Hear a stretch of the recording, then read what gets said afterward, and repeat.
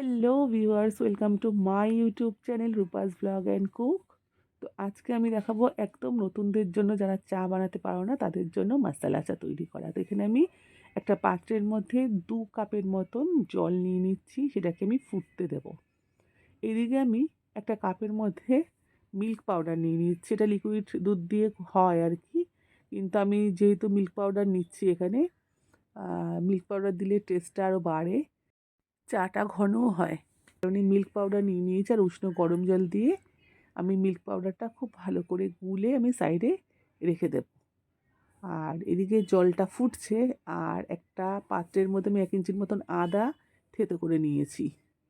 তো এই হচ্ছে আদাটা, এভাবে থেতো করে নিয়ে ফুটন্ত জলের মধ্যে দিয়ে দিতে হবে। তারপর আদাটা ফুটবে, আর এদিকে রয়েছে দারচিনি, লবঙ্গ, এলাচ, এটাকেও আমি থেতো করে নেব।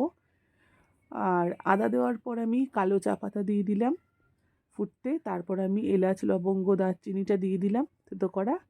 এবার সমস্ত উপকরণগুলো একসাথে ফুটতে থাকছে। এবার এখানে 5 থেকে 7 মিনিট ধরে এই জলটা ফোটাতে হবে। যত বেশি ফুটবে তত বেশি চাটা টেস্ট হবে, কড়া হবে, ভালো লাগবে খেতে। তারপর আমি এর মধ্যে মিল্ক পাউডারটা দিয়ে দিলাম। মিল্ক পাউডার গোলা যেটা ছিল সেটা দিয়ে দিলাম, আর সেটা দেওয়ার পর আমি কিন্তু আঁচটা কমিয়ে দিয়েছি।